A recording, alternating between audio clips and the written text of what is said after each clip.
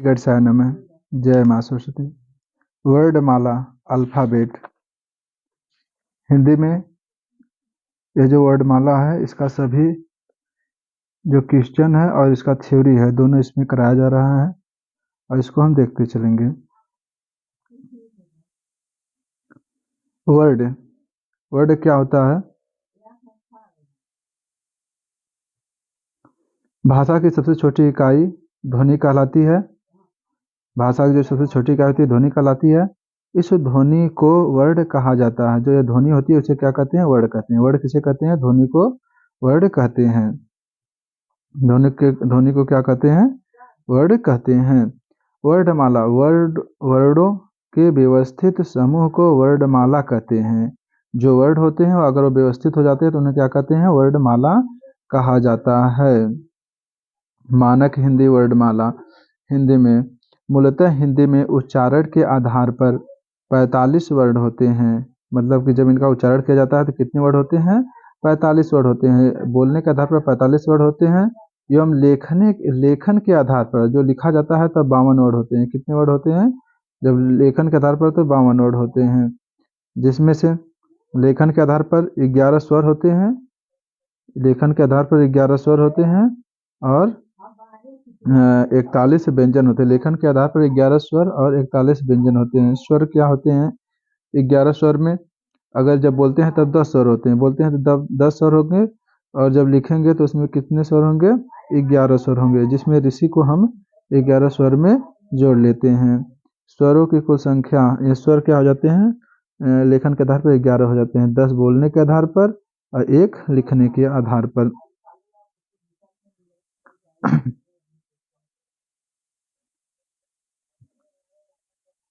व्यंजन।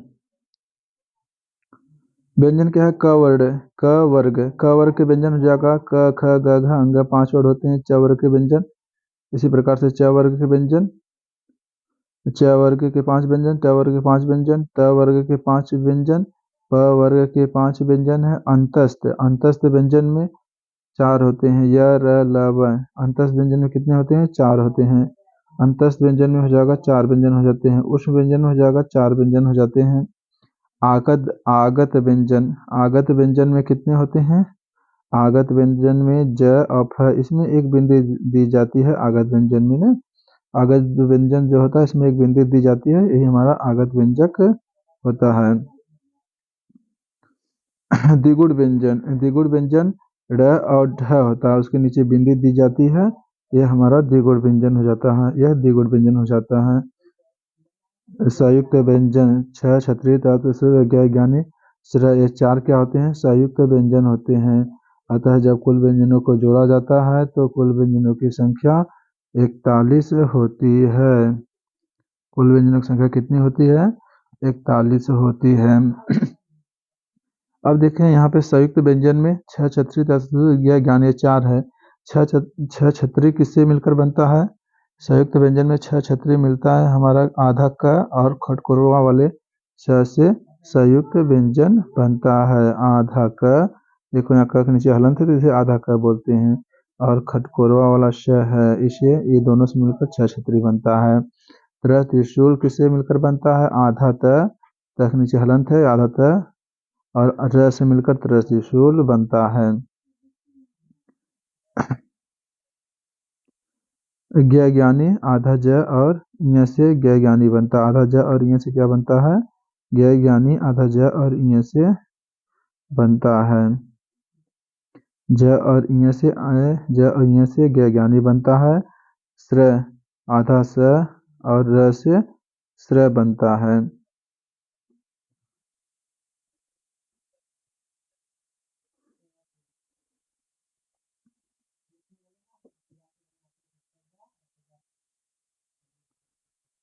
अयोगवाहक, अयोगवाहक क्या हो जाता है? अंक की मात्रा और अह की मात्रा, ये 2 अयोगवाहक होते हैं। अंक की मात्रा और अह की मात्रा क्या होते हैं? 2 अयोगवाहक होते हैं। अयोगवाहक देखो, जो अंक की मात्रा होती है, जो जिस पे देखो इस पे अंक की मात्रा है तो ये हमारा क्या होगा? अनुस्वार होगा। ये अंक की मात्रा या अनुस्वार होगा। और ये अह की मात्रा, यह क्या होगा, विसर्ग होगा। अयोगवाहक अंक और अह मात्रा होता है, अह की मात्रा अनुस्वार हो जाएगा, अंक की मात्रा विसर्ग इतना हो जाएगा। अनुस्वार और विसर्ग दोनों स्वर भी हो सकते हैं और व्यंजन भी हो सकते हैं, इसको ध्यान से देखिए। जो अनुस्वार और विसर्ग होते हैं दोनों क्या होते हैं, स्वर्ग भी होते हैं और विसर्ग भी हो सकते हैं। अनुस्वार और व्यंजन, अनुस्वार और विसर्ग दोनों स्वर भी हो सकते हैं और व्यंजन भी हो सकते हैं। हिंदी वर्णमाला में मूलतः व्यंजनों की संख्या 33 होती है। हिंदी वर्णमाला में व्यंजनों की संख्या कितनी होती है, 33 होती है। हिंदी वर्णमाला में व्यंजनों की संख्या कितनी होती है, 33 हो जाती है। ढ और ढ उच्छिष्ट व्यंजन हो जाते हैं। यहाँ पे देखो इसके नीचे बिंदी दी गई है, यह कैसे व्यंजन हो जाएगा, उच्छिष्ट व्यंजन हो जाएगा। ज अफ विदेशी, विदेशी व्यंजन हो जाते हैं, या ज अफ आगत व्यंजन या विदेशी व्यंजन हो जाते हैं। ऋषि इस ध्वनि को उच्चारण में समांतर और छोटी से मिलकर बना होता है, इसलिए इसे री पढ़ा जाता है कि व्यंजक में व्यंजक व्यंजनवत ही होता है। ऋषि का प्रयोग केवल संस्कृत शब्दों में होता है, जैसे ऋण, ऋषि, ऋतु आदि। अक्षर और व्यंजन में अंतर। अक्षर जहाँ जितने वर्ड दिए हैं वहाँ वस्तुतः अक्षर हैं, व्यंजन नहीं। जैसे क क्या है, क एक अक्षर है। क क्या है, क एक अक्षर है क्योंकि ये आधा क और अ से मिलकर बना है। यहाँ से जो अक्षर होता है उसमें स्वर व्यंजन दोनों होते हैं। देखो क है, क आधा क और अ से मिलकर बनना है, तो यह एक अक्षर होगा। और शुद्ध व्यंजन के रूप में आधा क आधा ख ग घ ह ये हलंत के रूप में होते हैं। जो शुद्ध व्यंजन होते हैं उनके नीचे क्या होता है, हलंत होता है, तो उन्हें हम शुद्ध व्यंजन कहते हैं। शुद्ध व्यंजन व्यंजन हो जाएंगे जिनके नीचे अक्षर नीचे हलंत लगा रहता है, वह शुद्ध व्यंजन होते हैं। स्पर्श व्यंजन, स्पर्श व्यंजन क्या हो जाएंगे, स्पर्श व्यंजन क वर्ग से प वर्ग तक तथा द्विगुण व्यंजन, दो द्विगुण व्यंजन ढ और ढ इनकी संख्या 25 प्लस 2 है। इसको कुल मिलाकर स्पर्श व्यंजन की संख्या 27 होती है। क वर्ग से लेकर प वर्ग तक कुल 25 हो जाएंगे और दो द्विगुण व्यंजन हो जाते हैं, अतः स्पर्श व्यंजनों की संख्या कितनी हो जाएगी, 27 हो जाएगी। जिन स्वरों में स्पर्श स्वरों की संख्या कितनी हो जाएगी, 27 हो जाएगी।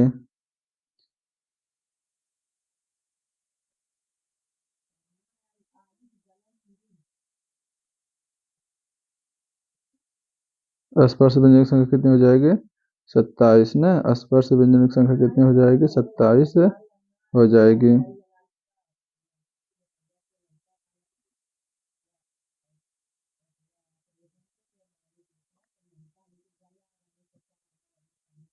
अच्छा, स्पर्श व्यंजन की संख्या 27 हो जाएगी। स्वर स्वर जिन वर्णों के उच्चारण बिना किसी अवरोध के तथा बिना किसी जिन वर्णों के उच्चारण बिना किसी अवरोध के तथा बिना किसी दूसरे वर्ड की सहायता से होते हैं उन्हें स्वर कहते हैं। हिंदी वर्णमाला में इनकी संख्या, स्वरों की संख्या 11 होती है। हिंदी वर्णमाला में स्वरों की संख्या कितनी होती है, 11 होती है। हिंदी वर्णमाला में स्वरों की संख्या कितनी होती है, 11 ना। हिंदी वर्णमाला में स्वरों की संख्या क्या हो जाती है, 11 होती है। हिंदी में स्वर इस प्रकार से होते हैं। हिंदी में स्वर कितने प्रकार से होते हैं, अ आ इ ई उ ऊ ऋषि ए ऐ ओ औ, ये स्वर हो जाते हैं। हर्ष स्वर जिन स्वरों के उच्चारण में कम से कम जिन स्वरों के उच्चारण में कम से कम समय लगता है हर्ष स्वर कहते हैं। जिन स्वरों के उच्चारण में जिन स्वरों के उच्चारण में कम से कम समय लगता है, जिन स्वरों के उच्चारण में कम से कम समय लगता है उसे हर्ष स्वर कहते हैं। उसे क्या कहते हैं, हर्ष स्वर कहते हैं।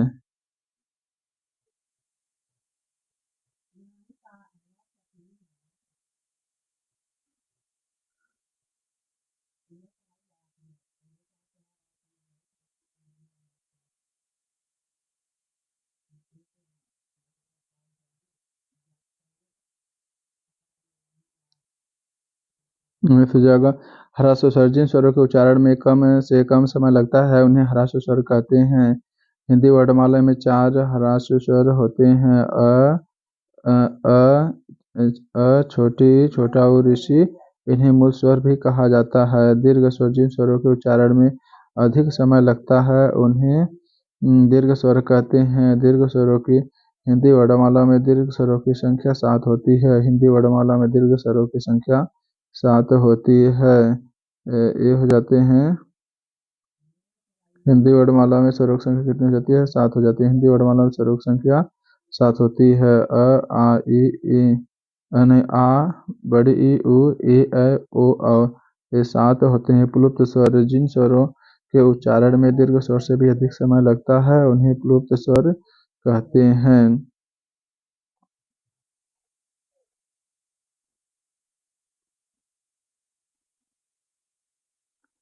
प्लुप्त स्वर। जिन स्वरों के उच्चारण में अधिक समय लगता है उन्हें प्लुप्त स्वर कहते हैं। प्लुप्त स्वर हो जाएगा हे राम, और प्लुप्त स्वर हो जाएगा आगत स्वर। जो हो जाएगा आगत स्वर, जिसे शुद्ध अशुद्ध देख लें। आगत स्वर, इसमें शुद्ध अशुद्ध क्या है? डॉक्टर। डॉक्टर, डॉक्टर ये अशुद्ध शब्द है। एक कैसा शब्द है? अशुद्ध शब्द। शुद्ध शब्द डॉक्टर। इस पे देखो एक चंद्राकार, चंद्राकार है लेकिन बिंदी नहीं है। कॉपी ये शुद्ध शब्द है, यह अशुद्ध शब्द है। ट्रॉफी, ट्रॉफी ये शुद्ध शब्द है, यह अशुद्ध शब्द होता है। यहाँ से हमारा बहुत इंपॉर्टेंट शुरू हो जाता है ह्रस्व स्वर। ह्रस्व स्वर, ह्रस्व स्वर संख्या 4 होती है। जैसे ह्रस्व स्वर की संख्या कितनी होती है? 4 होती है। अ, ई, उ, ऋषि ये ह्रस्व स्वर हो जाते हैं। मूल स्वर हो जाएगा, ह्रस्व स्वर को ही मूल स्वर कहते हैं। मूल स्वर की संख्या 4 हो जाती है। ये भी ई, ऋषि हो जाते हैं। दीर्घ स्वर की संख्या हो जाती है 7 हो जाती है। आ, बड़ी ई, बड़ा ऊ, ए, ओ, आ हो जाता है। आगे स्वर हो जाएगा आ हो जाएगा। इसमें चंद्राकार रहता है, चंद्राकार रहता है लेकिन बिंदु नहीं रहती है। अग्रसर हो जाएगा छोटी ई, बड़ी ए अग्रसर हो जाएगा। मध्य स्वर हो जाएगा अ हो जाता है। पश्च स्वर हो जाएगा आ, छोटा ऊ, बड़ा ऊ, ओ, आ हो जाएगा। ये सब हो जाएगा। पश्च स्वर हो जाएगा समृत स्वर। बड़ी ई, बड़ा ऊ को समृत स्वर कहते हैं। अर्ध स्वर। अर्ध स्वर, छोटी ई और छोटा ऊ को अर्ध स्वर कहते हैं। विवृत स्वर आ, ऐ, औ को विवृत स्वर कहते हैं। अर्ध विवृत स्वर ए, अ, ओ, आ को अर्ध विवृत स्वर कहते हैं। हिंदी वर्णमाला में मूलतः वर्णों की संख्या 52 होती है। हिंदी वर्णमाला में मूलतः वर्णों की संख्या 52 हो जाती है। हिंदी वर्णमाला में मूलतः स्वरों की संख्या 11 हो जाती है। कुल व्यंजनों की संख्या 41 हो जाती है। हिंदी वर्णमाला में मूलतः व्यंजनों की संख्या 33 होती है। स्पर्श व्यंजनों की संख्या 27 होती है। अंतस्थ व्यंजनों की संख्या 4 होती है। उष्म व्यंजनों की संख्या 4 हो जाती है। उष्म व्यंजनों की संख्या 4 हो जाती है। आगत व्यंजनों की संख्या 2। संयुक्त व्यंजनों की संख्या 2। क वर्ग में क, ख, ग, घ, अंग 5 वर्ड होते हैं। च वर्ग में च, छ, ज, झ, ञ 5 वर्ग होते हैं। ट वर्ग में भी 5 वर्ड होते हैं। ट वर्ग में भी 5 वर्ड होते हैं। त वर्ग में त, थ, द, त, थ, द, ध, न त वर्ग हो जाएगा। प वर्ग में भी 5 वर्ड होते हैं। अंतस्थ व्यंजन में य, र, ल, व 4 अंतस्थ व्यंजन हो जाएंगे। अर्ध स्वर अ और वह को अर्ध स्वर कहते हैं। अ और वह को अर्ध स्वर कहते हैं। लुंठित स्वर, यहाँ पे ये इम्पोर्टेंट है, इसको स्टार बना लेना। लुंठित स्वर, यह लुंठित स्वर। आर को लुंठित स्वर कहते हैं। पार्श्विक व्यंजन ल को पार्श्विक व्यंजन कहते हैं।